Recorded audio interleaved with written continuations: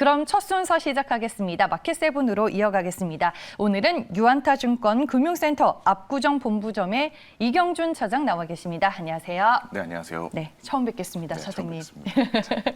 네, 그럼 오늘 차장님과 마켓세븐에서 알아볼 시장의 이슈 주제부터 공개하겠습니다. 네, 돈 되는 쓰레기, 전기차, 폐배터리입니다.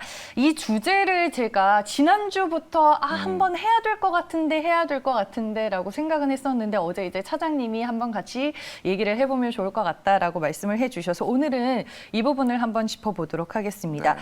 지금 전기차에서 나온 폐배터리가 본격적으로 또 새로운 시장을 형성하는 것 같은데 이 폐배터리가 어떻게 활용이 되는 건지 신산업으로서는 어떤 가치가 있는지 궁금하네요. 네, 일단은 환경적인 요소에서 많이 부각이 되고 있습니다. 그러다 보니까 또 폐배터리가 전기차가 늘어나게 되면서 지금 현재 1억 대 정도 자동차가 판들린다고 했을 때 기본적으로 지금 전기차가 한 7% 정도까지 늘어났거든요. 그럼 결국 배터리에 대한 부분들은 점점 커질 수밖에 없는 것 같아요. 시장 규모를 보게 되면 일부 리서치에서 현재는 한 0.4조 정도의 시장 규모인데 앞으로 한 4년 안에 약 한 9배 정도 성장을 해서 3조 정도가 되고요. 그리고 이제 한 10년 안에 보시게 되면 약 한 30배 정도, 그래서 약 12조 정도로 성장한다라고 얘기를 하고 있습니다. 그렇기 때문에 시장이 커지기 때문에 우리나라의 사실은 셀업체나 소재업체들이 아주 공격적인 행보를 통해서 시장의 점유율을 높여왔잖아요. 그러다 보니까 폐배터리 산업도 좀 조기에 진출하다는 의미가 있는 상황이고요. 크게 한 3-4가지 정도의 사업부로 나눌 수 있을 것 같아요. 가장 기본적인 부분은 폐배터리에 들어가는 주요 원소가 있습니다. 니켈이나 리튬이나 코발트 같은 것들인데 그거를 뽑아내는 1차 산업이 있을 수 있고요. 그다음에 그것을 가지고 뭐 ESS나 아니면 또 다른 자동차용 배터리로, 물론 향후에 자동차용 배터리를 다시 쓰기 위해서는 좀 더 기술이 필요하다 생각하지만 그런 것들로 활용할 수가 있고요. 그리고 이제 BAS라고 하는데 배터리를 이용해서 충방전을 해주거나 렌탈을 할 수가 있는 거죠. 예를 들어서 지금은 충전을 하는 형태로만 가고 있지만 차량에서 이제 저희 스마트폰 예전에는 배터리를 갈아 꼈었잖아요. 네. 그런 형태로 교체할 수 있는 서비스로도 활용할 수 있는 여지가 있기 때문에 향후에 시장이 많이 커질 걸 예상을 하고 각광을 받고 있는 것 같습니다. 저는 이제 궁금한 게 뭐 어찌됐든 간에 자동차에 들어가는 배터리면은 적어도 한 5년, 뭐 8년 이 정도는 쓸 텐데 네. 전기차가 이제 막 개화가 돼서 돌아다니기 시작을 했기 때문에 나올 수 있는 폐배터리가 아직까지는 그렇게 많지는 않을 것 같은데 네, 그런 네. 상황이에요? 네. 배터리가 지금 사용하게 된 것은 한 3년, 4년 정도일 네. 것 같아요. 지금 많이 늘어나고 있기는 하고요. 그래서 일반적으로 차량을 뭐 국내 같은 경우에는 10만 킬로 이내에서 타긴 하지만 해외 같은 경우는 더 많이 타긴 합니다. 그러나 배터리는 날씨에 따른 영향도 굉장히 크고요. 초기에 나온 배터리는 용량 자체가 한 30kg 정도로, 그러니까 굉장히 낮은 정도, 최근에 나오는 거는 6kg mAh라고 하는데 90 정도까지도 나와서 한 500kg까지 나올 수 있는 것들이 있지만 기존에 나온 것들은 120kg, 130kg거든요. 그러면 그런 것들은 배터리를 만약에 교환할 수 있다라 그러면 더 많이 갈 수 있는 배터리를 교환이 필요하고 그런 것들이 이제 나오기 시작을 해서 유럽 쪽에서 일정 부분 의무화하는 걸, 환경 의무와 더불어서 그런 전략들을 시행하고 있기 때문에 국내 기업들이 좀 더 공격적인 행보로 시장에 진입하고 하는 것 같습니다. 네, 알겠습니다. 글로벌 업체들도 잇따라서 시장을 선점하기 위해 투자를 하고 있는 걸로 알고 있습니다. 제가 기사를 좀 찾아보니까 뭐 테슬라 그리고 일본 완성차 업체들도 그렇고 폭스바겐도 그렇고 국내에는 말씀해 주셨다시피 배터리셀 업체들이라든지 뭐 현대차 그룹 쪽에서 이쪽을 준비하고 있는 것 같더라고요. 네네. 어때요, 지금 상황은? 기본적으로 네. 배터리 자체의 시장은 가장 쉽게 얘기해서 중고차로까지 가게 되면 사실은 우리나라 업체들 같은 경우에도 완성차에 글로벌 업체가 있잖아요. 네. 굉장히 유리한 상황이고, 그리고 이제 유럽은 아까 말씀드린 것처럼 환경적인 이슈, 특히 선진국이라고 할 수 있는 국가들은 그런 이슈가 굉장히 강합니다. 이제 미국도 민주당 정권이 들어오게 되면서 파리 기후협약을 다시 가입했죠. 그렇기 때문에 이런 부분에서 배터리를 어떻게 버리냐에 따라 저희가 일반적으로 가정에서 쓰시는 손가락 건전지 같은 경우도 일반적으로 그냥 못 버리거든요. 네. 재활용하거나 혹은 폐기해서 따로 버려야 되기 때문에 그런 부분에서 각광을 받고 있는 것 같고요. 그냥 쉽게 국내 회사들만 조금 말씀을 드리도록 하겠습니다. 네. 그래서 먼저 이제 SK 이노베이션을 말씀을 드릴게요. SK 이노베이션은 조금 다른 회사들과 틀리게 리튬을 추출할 수 있는 기술이 있어요. 그러니까 SK 이노베이션은 그런 기술이 있어서 리튬 추출할 수 있는 걸 좀 주력으로 하고 있고요. 근데 북경 자동차와 이제 폐배터리 관련해서 그 관련 회사의 약 13% 지분을 보유하고도 있습니다. 그리고 이제 아까 말씀드린 것처럼 배터리를 렌탈할 수 있는 그런 서비스 산업으로도 진출하려고 이제 하고 있는 거죠. 그래서 보통 SK 같은 경우는 주유소도 많이 보이잖아요. 거기에 네. 충전소를 설치하거나 혹은 배터리를 교체할 수 있는 시스템을 구축할 수가 있겠죠. 물론 시간이 좀 더 필요합니다만 그런 형태고요. LG 에너지 솔루션 같은 경우에는 이제 호주의 업체와 제휴도 하고 있고 그리고 이제 북미의 GM이라는 고객사가 있죠. 최근 조금 안 좋은 뉴스가 나오긴 했습니다만 그 회사와 합작해서 만든 회사가 있습니다. 얼티밋셀스라는 회사인데 그 회사와 함께 배터리 재활용 시스템에 대해서 고민하고 있는 상황이고 현대차 그룹 같은 경우는 이제 어저께 뭐 이슈가 되긴 했는데 OCI가 이제 응급제 진출한다는 네. 얘기는 있죠. 아직 사실은 확인해 봐야 될 부분들이 있지만 OCI는 태양광 발전과 태양광 폴리실리콘을 만들었던 회사죠.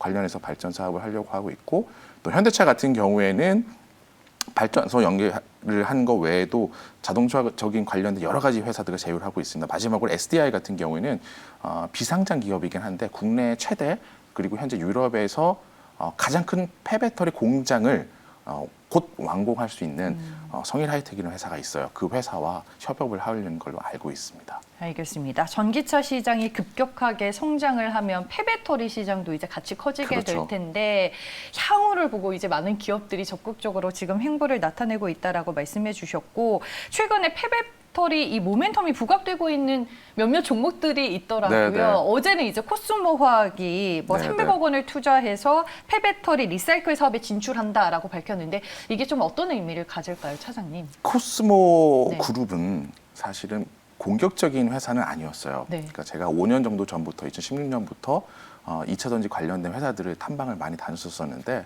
사실 코스모 그룹은 코스모 신소재 통해서 양극재라는 물질을 하고 있고 상대적으로 다른 뭐 우리나라에 있는 에코프로나 LNF, 뭐 포스코 케미칼에 비해서 늦게 캐파 증설이 이루어진 회사거든요. 다만 조기에 이번에 이제 폐배터리 산업을 진출하려는 뭐 의도가 있는 것 같아요. 왜냐하면 4, 5년이라는 시간 동안 산업 비즈니스가 너무나 커졌기 때문에 이번에서는 조금 더 폐배터리 쪽에서는 공격적으로 하자. 또 이 회사가 가지고 있는 몇 가지 장점들이 있습니다. 예를 들어서 코스모 화학은 이제 황산 코발트라는 것들을 이제 원광석에서 추출해내거든요. 그래서 코발트를 추출해낸다. 즉 고려아연 같은 경우도 재련하고 추출하고 아까 제가 처음에 말씀드렸지만 배터리의 1차적인 부분은 거기서 아주 중요한 원소들을 그러니까 추출해내는 부분들이거든요. 그래서 보통 니켈하고 코발트 같은 것들을 추출해내는 산업에 대해서 투자를 한 건데 니켈은 4,000톤 정도, 코발트는 2,000톤 정도로 추정을 합니다. 그래서 지금 투자한 금액은 300억 정도로 제가 기억을 하고 있는데 그랬을 때 현재 원재료의 가격을 감안하게 되면 연간 매출 1,500억 정도도 가능하죠. 그러니까 기본적인 자본 투자하는 것 대비해서 아웃풋이 굉장히 좋은 상태이기 때문에 좀 더 공격적으로 행보를 하게 되고요. 또 마지막으로 하나의 더 장점을 말씀을 드리면 이 회사가 그런 코발트 생산을 했었고 니켈을 또 추출을 해내고 그리고 자회사 통해서 전구체라고 하는 중간 원재료, 양극재 중간 원재료인데 그것과 양극재까지 생산하게 되면 수직 계열화 시키는 거죠. 그러면 나중에 고객사 입장에서 봤을 때는 원재료나 이런 부분에서 안정적인 조달을 할 수 있는 동회사에다가 조금 더 장기 수출을 줄 수 있는 가능성이 있고 또 이 가격이 지금은 공급자 우위 시장이다 보니까 광산 업체들이 굉장히 돈을 많이 벌어요. 리튬을 뽑는다든지 네. 니켈을 하든지. 근데 이런 것들을 자체적으로 뽑아낼 수 있다라 그러면 그 업체로부터 조금 휘둘릴 수 있는 부분들이 적어질 거고 또 고객사 측면에 대한 마진을 확보할 수가 있겠죠. 그러니까 지금은 철강사 어떤 니켈이나 주요 원소들 가격이 딱 정해지면 거기에서 일정 부분만 딱 수익이 나는 구조, 스프레드가 일정하다라고 표현을 하는데 그런 부분을 벌릴 수 있는 요소들이 있어서 코스모 화학에서 좀 더 공격적으로 행보를 하는 게 아닌가 생각이 듭니다. 차장님 얘기를 들어보니까 그 배터리 소재를 이제 추출함으로 인해서 원자재 가격이 변동성이 클 때, 뭐 가격이 그렇죠, 폭등했을 그렇죠. 때 이럴 때를 대비해서 좀 안정적으로 원재료를 확보할 수 있는 장점이 있는 그렇죠. 거군요. 네, 맞습니다. 알겠습니다. 코스모 화학은 어제 이제 이런 이슈가 있었고 영화테크도 폐배터리 네. 관련주로서 뭐 지난주부터 시장에서 많이 언급이 된 걸로 알고 있습니다. 어떤 점이 부각이 되면서 주가가 상승한 거예요? 네. 일단 먼저 주식적인 측면에서 말씀을 먼저 네. 드리면 시가총액이 2천억이 안 되는 회사입니다. 상대적으로 저렴하죠. 네. 싸죠. 네. 지금 관련 회사들을 보시게 되면 아까 말씀드린 코스모화학도 한 5,500억에서 6천억 정도고요. 양극재 회사들은 훨씬 더 비쌉니다. 뭐 3조에서 7조 정도까지 올라가는 정도로 차이가 많이 나는 상황입니다. 그러다 보니까 시장에서 한 2주 정도 전부터 변동성이 굉장히 커졌죠. 사실 제가 아는 폐배터리 관련주는 뭐 하나기술, 파워로직스 그렇죠. 뭐 예. 이런 것들이었거든요. 근데 그런 네. 것도 사실은 시총이 우리 회사, 그러니까 영화기업보다는 좀 더 금속보다는 비싸요. 오. 싸지 않습니다. 네. 그리고 하나기술 자체도 사실 장비단에서 하긴 하는데 마찬가지로 아주 시총 자체가 작지는 않아서 제 개인적인 생각은 네. 소재단 관련된 것들이 많이 올랐었어요. 그러다 보니까 상대적으로 그 종목에 대한 차익 실현이 나왔고 시장이 흔들리면서 영화금속 같은 경우에는 기술도 있습니다. 이제 충청도 남도죠. 남도가 네. 폐배터리 이제 재사용을 해서 아까 제가 현대차 할 때 잠깐 말씀을 드렸지만 발전소랑 연결시킬 수가 있거든요. 그래서 ESS는 에너지 이제 포집 장치죠. 그래서 태양광 발전소랑 연결시키는 그런 폐배터리 비즈니스를 2018년도부터니까 약 한 3년이 됐네요. 그러니까 지금은 상용화 시점이 된 거죠. 즉 상용화 시점을 특히 국가 지방 잔체화 했다라는 부분, 그다음에 시가총액이 굉장히 매력이 있다라는 부분, 그리고 원래 이 회사가 하고 있던 것들이 2차 전지나 전기차의 부품들을 GM이나 현대차 같은 주요 회사들로 납품하는 벤더라고 보통 표현을 하는데요.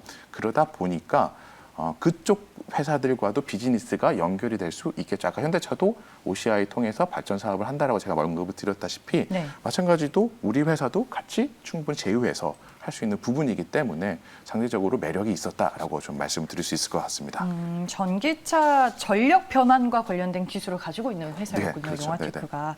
알겠습니다. 저희가 이제 두 개 대표되는 종목을 좀 먼저 들어봤고요. 그러면 폐배터리 관련 모멘텀으로 차장님께서 보시는 진정한 탑픽 종목이 궁금해집니다. 네. 그래서 시청자분들한테 상장돼서 유통될 수 있는 주식을 말씀드린 게 맞는데 그것보다 먼저 시장의 중요한 포인트에서 비상장 주식을 하나 말씀을 드릴게요. 아까 현대차 말씀을 드릴 때 성일하이텍이라는 회사를 말씀을 드렸었는데요. 이 회사가 유럽에서 가장 큰 폐배터리 공장을 보유하고 이제 완공 직전이죠. 그러니까 사실은 우리가 잘 모르지만 굉장히 큰 회사라고 좀 보여지고요. 테슬라가 그 폐배터리에서 뽑아낸 소재 추출 기술이 약 92% 정도인데 우리 회사 같은 경우도 86%에서 92% 정도의 수준으로 뽑아낼 수 있다고 하니까 사실 굉장히 기술력이 좋고 내년 상반기에 IPO를 추진한다고 합니다. 오, 진짜요? 그렇죠. 그러면 네. IPO를 추진하게 되면 투자자들은 유사 기업들을 찾게 되겠죠. 그래서 시장의 테마가 될 수 있어서 말씀을 드렸고요. 상장 회사 중에서는 에코프로라는 회사를 제가 말씀을 드리려고 해요. 지주사입니다. 그래서 사실 순수한 가치는 조금 떨어지지만 지수사로만 보더라도 양극재를 영위하는 에코프로 BM의 가치가 지분 가치만 해도 50% 가지고 있기 때문에 약 한 3.5조인데 시총이 1.8조밖에 안 됩니다. 그래서 굉장히 싸다. 그래서 편안하다 생각하시면 될 것 같고요. 에코프로 그룹은 아까 코스모화학도 잠깐 말씀드렸지만 네. 코스모화학이 한 7, 80% 정도 수직 계열을 했다라고 하면 에코프로 그룹은 100% 거의 다 했다라고 보여주시면 돼요. 그러니까 그 비상장 회사들을 통해서 리튬도 생산하고요. 그리고 이제 CNG라는 에코프로 CNG라는 회사 통해서 리사이클링, 그러니까 재활용하는 기술도 보유하고 있고 전구체도 만들고 있고 양극재도 만들고 있기 때문에 관련된 비즈니스를 전부 영위하고 있어서 그리고 회사의 자본 조달을 할 수 있는 여력이 크죠. 시가총액도 크고 하다 보니까 그리고 대형 고객사들을 다 보유하고 있어서 폐배터리 산업을 진출했을 때 결국은 제조의 영역으로 들어가기 때문에 얼마나 이제 그 생산을 고객사한테 맞춰줄 수 있냐가 중요한 게임으로 들어가게 됩니다. 그랬을 때 훨씬 더 유리한 입지에 있을 수 있는 회사가 에코프로라는 생각이 되어서 가장 향후에 눈여겨보셔야 될 수 있는 결국에는 제 개인적인 생각입니다만 에코프로 CNG라는 회사를 다시 회사에서 분할시켜서 상장시키기 위한 것들이 진행될 수 있을 정도라고 생각은 하고 있습니다. 그래서 네. 현재로서는 에코프로가 아까 말씀드린 것처럼 밸류 단으로도 비싸지 않고 향후에 보셨을 때도 현재적으로 봤을 때는 이 2차 전지 소재 그룹 중에서 가장 공격적인 행보를 하고 있다라고 좀 보시면 될 것 같습니다. 네, 주가가 많이 올랐다라고 생각은 했었는데 그럼에도 불구하고 있고 아직 밸류에이션 측면에서 조금 더 상승의 여지가 네, 있어 보인다라는 자회사인 말씀이시네요. BM 가치만 하도 3.5조니 지금 거기 다시 또 할인을 해도 지금 1.8조밖에 안 되거든요. 네. 그러니까 저렴하다고 생각을 합니다. 알겠습니다. 그러면 에코프로를 탑픽으로 네, 네. 소개하시는 거예요? 네, 네, 에코프로입니다. 알겠습니다. 비상장 회사 성일하이텍 얘기를 해주셨습니다. IPO 기대감이 있는 종목이다라고 포인트 잡아주셨고요. 에코프로 아직까지는 모멘텀이 많이 존재하기 때문에 우리가 시장에서 더 보면 좋을 것 같다라고 추가적으로 얘기를 해주셨습니다. 네, 저희가 오늘은 돈 된 쓰레기 전기차 폐배터리와 관련된 얘기를 해봤고요. 네. 제가 출연을 부탁드려서 나오시긴 하셨는데 오늘 어떠셨어요? 첫 출연이. 네, 뭐, 매경은 처음이시죠, 차장님? 네, 사실은 매경은 네. 처음이고요. 네. 뭐 타 방송국에는 또 좀 있었었는데 뭐 오랜만에 좀 방송을 또 하니까 좋은 네. 부분들이 있네요. 또 알겠습니다. 아침에 일어나서 열심히 또 공부할 수 있어서 좋았던 것 같습니다. 네, 알겠습니다. 앞으로도 잘 부탁드리겠고요. 지금까지 유한타증권 금융센터 압구정 본부점의 이경준 차장과 함께했습니다. 고맙습니다. 네, 감사합니다.